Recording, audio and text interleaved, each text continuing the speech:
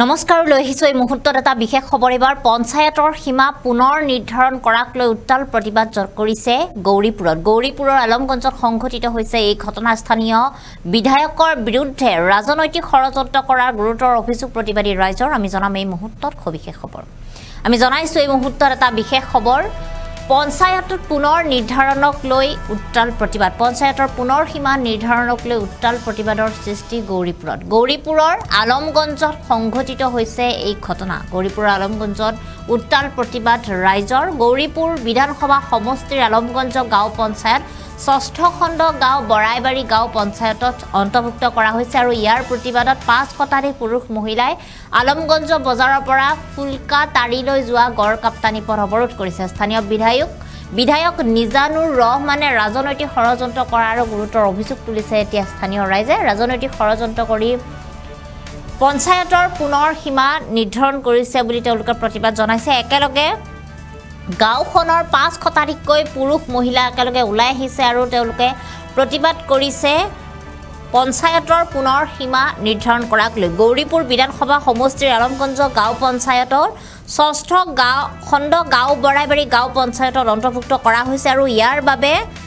গাঁওখনৰ ৰাইজে একেলগে মিলি এনেদৰে প্ৰতিৰোধ কৰিছে 5 শতাধিক পুৰুষ মহিলা একেলগে ওলাই আহি আলমগঞ্জ বজাৰৰ পৰা ফুলকা তাৰিলৈ যোৱা গড় কাপ্তানি পথো ইতিমধ্যে তেওঁলোকে অৱৰোধ কৰি প্ৰতিবাদ কৰিছে উত্তাল প্ৰতিবাদ জনোৱা দেখিবলৈ পোৱা গৈছে স্থানীয় বিধায়ক নিজানুৰ ৰহমানে ষড়যন্ত্ৰ কৰি 2000তকৈ অধিক ফুট থকা গাঁওখনৰ পৰা 10 কিলোমিটাৰ দূৰত্বত অৱস্থিত বৰাইবাৰী গাঁও পঞ্চায়তৰ সৈতে অন্তৰ্ভুক্ত কৰাক লৈ বিভিন্ন ধৰণে অভিযোগ উত্থাপিত কৰিছে গাঁওখনৰ স্থানীয় ৰাইজে আৰু প্ৰতিবাদকাৰী সকলৰ মতে আলমগঞ্জ গাঁও পঞ্চায়তৰ ষষ্ঠ খণ্ড গাঁৱত আলমগঞ্জ পঞ্চায়ত যদি নাৰাখে তেনেহলে আগন্তুক পঞ্চায়তৰ নিৰ্বাচনত ফুট বৰ্জন কৰাৰো হুংকাৰ প্ৰদান কৰিছে গাঁওখনৰ ৰাইজে এই মুহূৰ্তত মন্তব্য আছে কিছু সেই মন্তব্য আমি আপোনালোকক শুনাইছো আমি আলমগঞ্জ পঞ্চায়তত থাকিমেই ইয়াত নচলিব ৰাজনীতি ইয়াত নচলিব 10 কিলোমিটাৰ দূৰত বৰাইবাৰী গাঁও পঞ্চায়তত আমি নাযাওঁ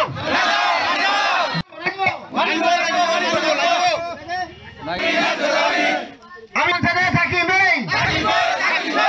আমি আলমগঞ্জ পঞ্চায়তত থাকিমেই এমএলএ আমালোকক কোনো পাত্তা দিয়া নাই এমএলএ নাম মিজানুর রহমান গৌরীপুর এলআইসির এমএলএ সিহঁতক আমি ইমান রিকুয়েস্ট অনুরোধ কৰিছোঁ তথাপি সিহঁত আমাক কোনো ৰাজ্যক সমৰ্থন দিয়া নাই পাত্তা দিয়া নাই গতিকে সিহঁতৰ ৰাজনীতিক মুনাফাৰ কাৰণে অকল সিহঁতৰ স্বাৰ্থৰ কাৰণে আজি আমাৰ এই পাৰ্ট 6টো কাটি বৰাইবাৰী পঞ্চায়তত অন্তৰ্ভুক্ত কৰাই দিলে আমি ইমান অসুবিধাত পৰিছোঁ সেই অসুবিধাখিনি আমি নিজৰ ভাগেৰে প্ৰকাশ কৰিব নোৱাৰোঁ আজি ইমান সুবিধাত থৈ কিনি আমি ইমান কষ্টৰ মাজত আমি বৰাইবাৰী পঞ্চায়তত কেনেকৈ যাম সেইখিনি অসুবিধা কিন্তু আমাৰ এমএলএ মহোদয়ে জানে যে এইখন মানুহ গাঁৱৰ মানুহবিলাকক আমি কাটি যদি বৰাইবাৰী পঞ্চায়তত দিছোঁ তথাপি সিহঁতৰ অসুবিধা হ'ব ভালকৈ জানে জানাৰ পিছতো বাৰবাৰ সেনেকৈ বৰাইবাৰী ঠেলি দি আছে আমাক আমি ডিচি মহোদয়কো এপ্লিকেশ্যন কৰিছোঁ আমি চাৰ্কল মহোদয়ক এপ্লিকেশ্যন কৰিছোঁ আমি চিঅ' ছাৰক এপ্লিকেশ্যন কৰিছোঁ আমি বিডিঅ' ছাৰক কৰিছোঁ আমি সবাইকে কৰিছোঁ আমি সকলো আমি কৰ্তৃপক্ষক আমি অনুৰোধ জনাইছোঁ আমাক বিবেচনা কৰি আমাৰ খণ্ডখন ভিজিট কৰি যদি বৰাইবাৰী দিয়া উপযুক্ত আমি হওঁ তেনেহ'লে আমাক বৰাইবাৰী দিয়ক আমি অসন্তুষ্ট নহ'ব কিন্তু যদি বৰাইবাৰী দিয়াৰ সুবিধা যদি নহয় তেনেহ'লে আমি ডিচি মহোদয়ক অনুৰোধ কৰোঁ সিহঁতে ফিল্ড ভেৰিফিকেশ্যন কৰি আমি য'তে আছোঁ আলমগঞ্জ পঞ্চায়তত আমাক ভাল ৰাখিব লাগে এইখিনি আমাৰ সকলো ৰাইজৰ ফালৰ পৰা অনুৰোধ আমি 2066টামান ভোট আমাৰ আছোঁ এতিয়া আৰু 4000 পাৰ হৈ যাব আমি পপুলেশ্যন আছোঁ এইখিনি আমাৰ ৰাইজৰ ফালৰ পৰা আমি অনুৰোধ কৰোঁ আমি এমএলএ মহোদয়ক অনুৰোধ কৰোঁ যদি আপোনালোকৰ এই দাবীসমূহ মানি নলয় তেতিয়াহ'লে পৰৱৰ্তী কাৰ্যসূচী আপোনালোকৰ যদি আমাৰ দাবী যদি মানি নলয় আমাৰ পৰৱৰ্তী দাবী ইয়াতকৈ বিশাল হ'ব আৰু ভয়ংকৰ হৈ উঠিব আমি কেতিয়াও মানি নলওঁ আৰু ইয়াৰ পিছত যেহেতু পঞ্চায়ত ইলেকশ্যন আহি আছে আমি সকলোৱে আমাৰ এই পাৰ্ট 6ৰ মানুহবিলাকে আমি ভোটো বৰ্জন কৰি দিম আমি পঞ্চায়ত ভোটো নিদিওঁ এইখন গাঁৱৰ পৰা পঞ্চায়তখন কিমান দূৰ হয় আমাৰ এইখন গাঁৱৰ পৰা পঞ্চায়ত যাবলৈ হ'লে আমি 9ৰ পৰা 10 কিলোমিটাৰ খোজকাঢ়ি যাব লাগিব কিন্তু এই খোজকাঢ়ি যাবলৈ আমাৰ কোনো বাট ৰাস্তাৰ কোনো সুবিধা নাই দলং এখন ৰিভাৰ নদী টিপকা নদী পাৰ হ'ব লাগে তাৰ নদীখনি পাৰ হোৱাৰ পিছত এখন বিল পাৰ হ'ব লাগিব আমি ইমান কষ্ট কৰিব লাগিব আৰু আজি আমাৰ এই আলমগঞ্জ পঞ্চায়তৰ পৰা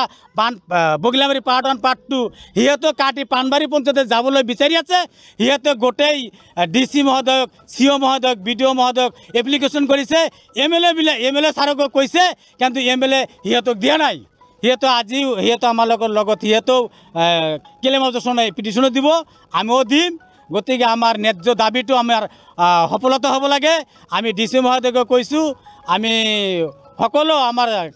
কৰ্ণগছৰ যিবিলাক আছে আমি অনুৰোধ জনাইছোঁ আমাৰ ৰাইজৰ ফালৰ পৰা আমাৰ ন্যায্য দাবীটো পালন